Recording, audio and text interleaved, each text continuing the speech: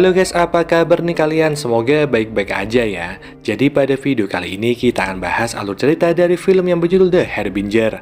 Nah, film ini akan berkisah tentang seonggok setan yang mampu meneror manusia lewat mimpi. So, gimana kisah selengkapnya? Kita langsung aja ke alur ceritanya.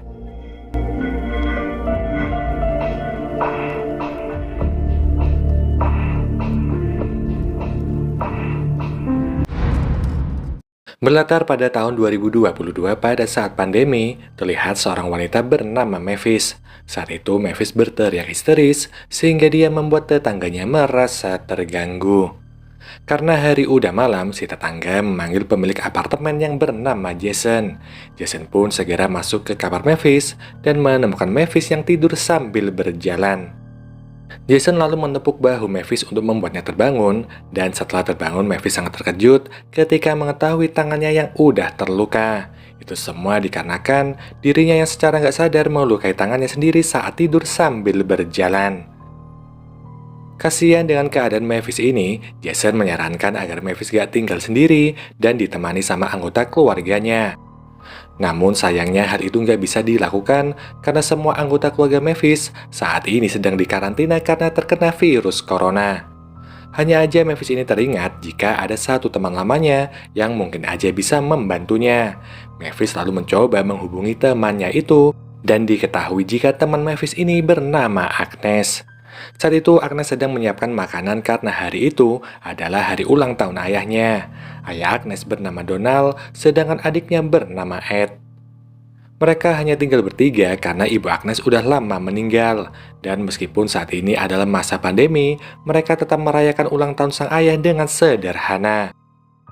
Saat menyiapkan hidangan untuk ulang tahun, Agnes mendapatkan telepon dari Mavis.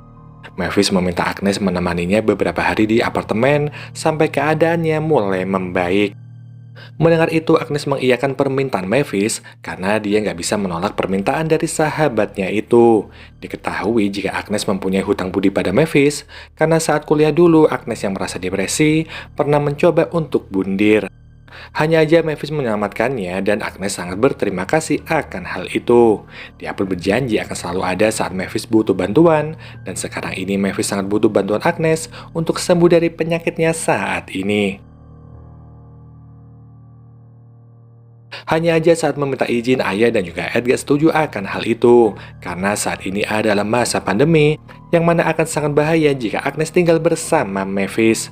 Tapi tetap aja Agnes ini gak bisa menolak karena dia harus menepati janjinya.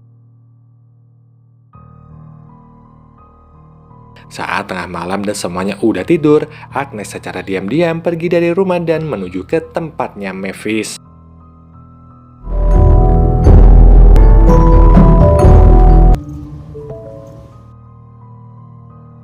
Sesampainya di sana, Mavis terlihat sangat senang melihat kedatangan sahabatnya itu. Saking senangnya, Mavis juga sampai menangis terharu karena mereka udah lama nggak bertemu sejak lulus dari kuliah. Mereka pun saling berbincang tentang hidup masing-masing dan juga minum anggur untuk menghangatkan tubuh. Setelahnya, Agnes menemukan sebuah kotak yang berisi foto lama mereka saat kuliah. Mavis pun memberikan foto itu pada Agnes sebagai kenang-kenangan. Sejak pertama bertemu, Agnes ini melihat jika Mavis sedang gak sehat dan seperti banyak pikiran. Dia pun menanyakan apa yang terjadi, dan Mavis pun menceritakan jika akhir-akhir ini dia sangat sering mengalami mimpi buruk. Mimpi itu membuatnya sangat ketakutan dan juga terasa seperti nyata. Saking seramnya mimpi buruk itu membuat Mavis tidur sambil berjalan. Dia seakan terjebak di dalam mimpinya itu dan gak bisa keluar dari sana. Dia pun sampai tidur selama berhari-hari dan untuk terbangun Mavis ini harus melukai dirinya sendiri. Mavis sangat bingung karena dia gak tahu mengapa hal ini bisa terjadi kepadanya. Malahan akhir-akhir ini, dalam mimpinya itu, Mavis bertemu dengan sosok seram berwajah burung. Sosok itu mengatakan jika dia akan membawa Mavis ke dunia lain dan juga akan menghapus jejak Mavis di dunia. Mavis gak mengerti apa yang dibicarakan sosok itu, namun yang jelas, Mavis merasa jika sosok dengan wajah burung itu ingin mengambil jiwanya. Mendengar itu, Agnes masih belum bisa percaya dan menganggap jika Mavis ini hanya mengalami stres. Karena malam udah semakin larut, Agnes meminta Mavis untuk tidur, namun Mavis takut jika mimpi buruk itu akan kembali datang. Agnes selalu meyakinkan jika dia akan selalu menjaga Mavis, yang mana Agnes berjanji jika dia akan menyadarkan Mavis jika Mavis emang mengalami mimpi buruk tersebut. Pada akhirnya Mavis yang udah nggak tidur selama berhari-hari ini pun tidur dengan Agnes di sampingnya. Namun saat tidur ini, justru Agnes yang mengalami mimpi aneh. Dia seperti berada di tempat bersalju dan sekilas melihat sosok misterius. Saat terbangun, Agnes mendapatkan telepon dari adiknya, yang mana Ed memberitahu jika sang ayah sekarang ini sedang sakit. Namun di saat yang sama, Agnes mendengar suara batuk-batuk dari lantai atas. Dia pun menyuruh Ed untuk menutup telepon itu, karena dia ingin mencari tahu apa yang sebenarnya terjadi. Hanya aja tiba-tiba seketika itu juga muncul sosok berwajah burung di hadapan Agnes. Sosok itu berkata jika dia sangat senang bisa bertemu dengan Agnes, tapi ternyata itu juga adalah mimpi. Setelah mengalami mimpi di dalam mimpi, Agnes tentu aja merasa keheranan. Hingga gak lama berselang, Ed menelpon untuk menanyakan kabar, yang mana setelah itu, Agnes mendengar teriakan Mavis dan dia pun segera ke kamarnya Mavis. Mavis kembali mengalami mimpi buruk di mana dia menggigit bibirnya sendiri agar bisa bangun. Setelahnya Agnes berkata jika dia akan tinggal di sini lebih lama karena ada salah satu penghuni apartemen yang terkena corona, yang mana penghuni lain harus melakukan isolasi selama 1 minggu. Tell me what the hell's going on. Berita itu didapatkan Agnes melalui surat yang diberikan Jason pagi ini. Mendengar itu Mavis jadi nggak enak karena Agnes harus tinggal di sini lebih lama. Namun Agnes meminta Mavis untuk nggak ambil pusing dengan hal itu karena dia sendiri nggak masalah harus tinggal di sini lebih lama. Agnes pun mempunyai ide agar Mavis memposting masalah mimpi buruknya di media sosial. Semua itu dengan tujuan agar siapa tahu ada orang yang memiliki masalah serupa dengan apa yang dialami sama Mavis. Dengan begitu Mavis bisa aja mendapatkan solusi dari orang yang lebih dulu mengalami masalah serupa. Agnes lalu meminta Mavis untuk memberitahu ciri-ciri dari sosok berwajah burung. Kebetulan Agnes ini pintar melukis, jadi dengan mudah dia bisa membuat sketsa dari sosok yang selama ini menghantui Mavis. Setelah sketsa itu selesai, Mavis pun memfotonya dan memposting foto itu ke media sosial. Namun gak lama setelah itu, mereka mendengar suara ambulan. Yang rupanya ambulan itu menjemput anak yang tinggal di kamar yang tepat berada di atas kamarnya Mavis. Agnes sempat melihat anak itu di mimpinya, namun dia nggak ambil pusing tentang hal itu dan menganggap jika itu semua hanyalah kebetulan.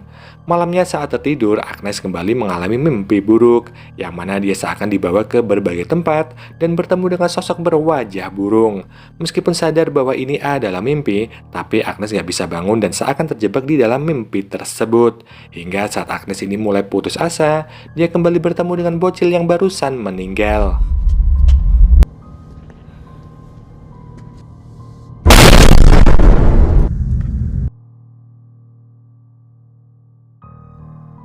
Saat terbangun, Agnes melihat Mavis yang lagi-lagi tidur sambil berdiri. Namun karena Mavis ini nggak berteriak, Agnes pun nggak membangunkannya.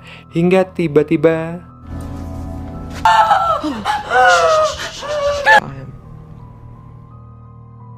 Agnes lalu cerita jika dia juga mengalami teror mimpi buruk yang sama seperti yang Mavis alami. Bahkan hal itu terjadi di malam pertama saat Agnes menginap di apartemen Mavis. Gak lama setelah itu ada seseorang yang merespon postingan Mavis. Wanita ini bernama Wendy dan dia adalah seorang paranormal. Mereka pun segera melakukan video call dengan Wendy dengan harapan Wendy bisa membantu mereka. Wendy pun menjelaskan jika setan yang udah mengganggu mereka bernama Harbinger, yang mana setan ini sebenarnya nggak punya bentuk yang pasti. Dan saat ini dia sedang menjelma dengan bentuk dokter wabah. Dokter wabah sendiri adalah sebuah topeng yang digunakan banyak dokter saat terjadi wabah di abad pertengahan.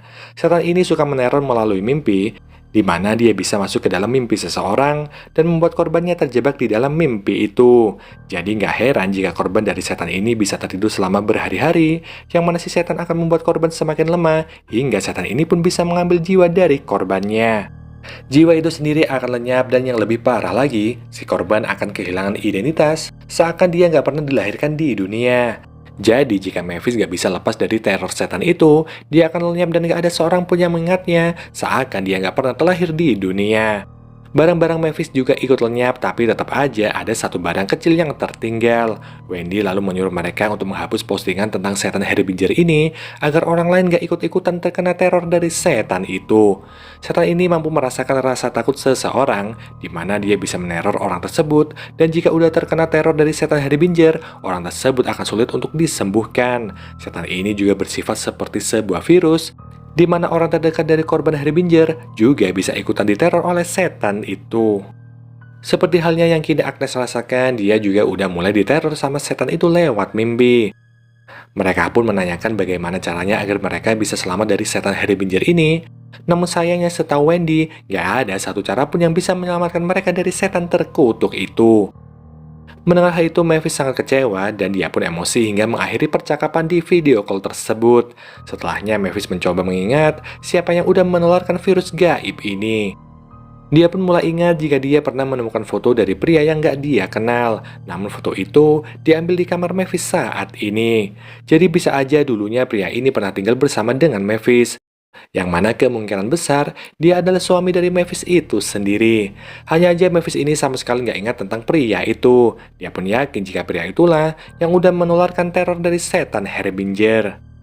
Mendengar semua fakta itu, Agnes pun mulai ketakutan dengan setan Harbinger ini. Yang pada awalnya dia yakin bisa membantu Mavis, tapi karena setan Harbinger ini adalah sosok yang sangat berbahaya, dia pun memutuskan untuk pergi meninggalkan Mavis.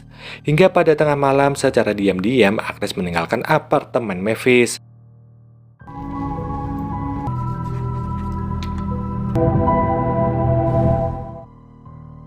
Saat udah tiba di rumah, dia pun mulai merasakan ada yang aneh dengan ayah dan juga adiknya.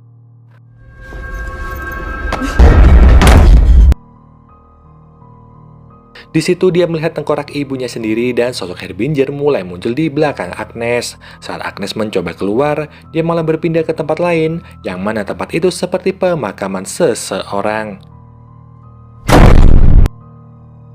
Dia seakan dikejar oleh bocil yang meninggal di apartemen Mavis, hingga dia pun bersembunyi di tempat pembuangan. Saat udah merasa aman, tiba-tiba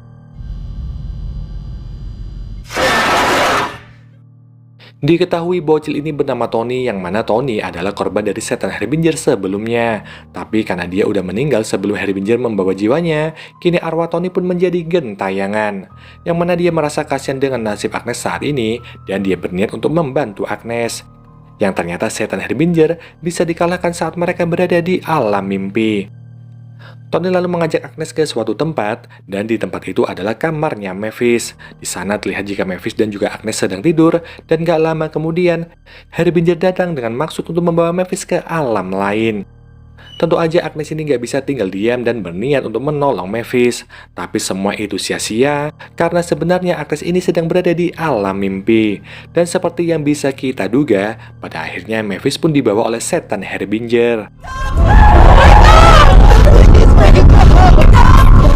Saat terbangun, Agnes melihat jika semua barang-barang Mavis udah menghilang entah kemana, yang mana apartemen itu terlihat kosong, seakan gak ada satupun orang yang pernah tinggal di sana. Gak lama setelah itu, Jason datang dan menjadikan jarinya untuk membangunkan Agnes. Dia menganggap jika Agnes ini masuk tanpa izin, yang artinya Jason sendiri juga udah lupa tentang keberadaan Mavis. Gak cuma Jason, ternyata Agnes juga sama sekali gak ingat jika dia ada di sini untuk menemani Mavis. Setelah kebingungan cukup lama, Agnes pun mendapat telepon dari Ed yang menanyakan tentang kabarnya. Ed dan juga ayah sangat khawatir karena Agnes udah pergi dari rumah berhari-hari. Agnes sendiri juga bingung kenapa dia bisa ada di apartemen kosong. Ed pun segera menjemput Agnes, dan saat di rumah, Ed mulai bertanya tentang apa yang terjadi. Hanya aja meskipun Agnes ini mencoba mengingat, dia sama sekali nggak bisa ingat kenapa dia ada di apartemen itu. Feels like I've been worried about you for forever. Malamnya saat tertidur, Agnes bermimpi buruk, dan setan Harbinger pun muncul di hadapannya. Seketika Agnes pun ingat jika semua yang terjadi kepadanya adalah ulah dari setan ini. Namun dia pun ingat dengan perkataan Tony jika setan ini bisa dikalahkan di alam mimpi. Tanpa rasa takut, Agnes langsung menyerang setan itu, dan akhirnya setan itu pun tergeletak.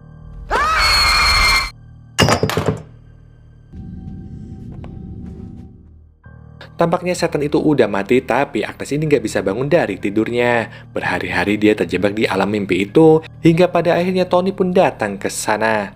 Tony merasa sangat senang karena pada akhirnya Agnes ini mampu untuk menghabisi setan itu. Tony pun tahu cara agar Agnes ini bisa bangun, dan dia pun meminta Agnes untuk mengikutinya. Setelah berjalan di tengah tempat bersalju, akhirnya mereka pun tiba di kasur yang ada di tengah hutan. Tony menyuruh Agnes untuk tidur di atas kasur itu, dan ajaibnya dia pun langsung terbangun. Ternyata Agnes ini udah tidur selama 3 hari dan keluarga Agnes pun sangat senang dengan kembalinya Agnes. Setelah beberapa waktu berlalu, Agnes menjalani kehidupan seperti biasa, di mana dia merasa udah terbebas dari setan Harbinger. Dia pun teringat tentang Wendy, seorang paranormal yang dulu pernah dia hubungi. Dia pun melakukan video call dengan Wendy dan berkata jika dia udah terbebas dari setan Harbinger. Dia juga memperlihatkan foto Mavis kepada Wendy, tapi Wendy sama sekali nggak ingat tentang Mavis. Wendy pun mulai curiga dan bertanya siapa yang udah membantu Agnes mengalahkan setan itu. Agnes selalu berkata jika dia ditolong oleh sosok bocil yang bernama Tony, yang mana dia merupakan korban dari setan Harbinger sebelumnya. Hanya aja Wendy ini masih ragu akan hal itu dan mengingatkan jika Harbinger mampu menyamar sebagai siapa aja. Mendengar itu Agnes menjadi kesal dan dia pun segera menutup video call tersebut. Namun tiba-tiba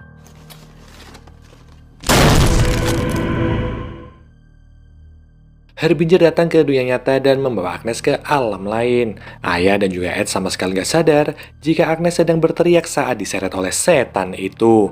Setelah Agnes ini dibawa pergi, secara otomatis semua benda milik Agnes juga ikut menghilang.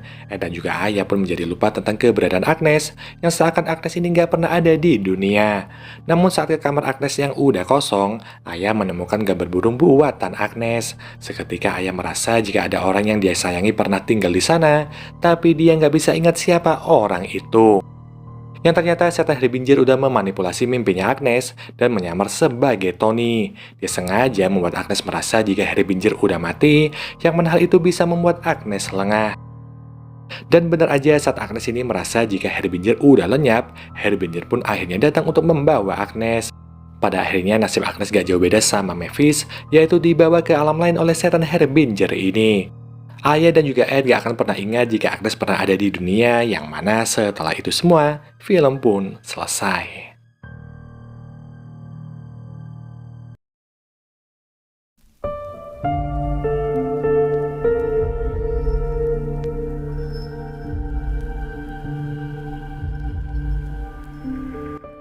Pada akhirnya benar apa kata Wendy, yaitu nggak ada satu orang pun yang mampu selamat dari setan Harbinger ini. Dan mungkin gini aja ya guys pembahasan film kali ini. Kita jumpa lagi di video selanjutnya. Wassalamualaikum warahmatullahi wabarakatuh. Bye-bye.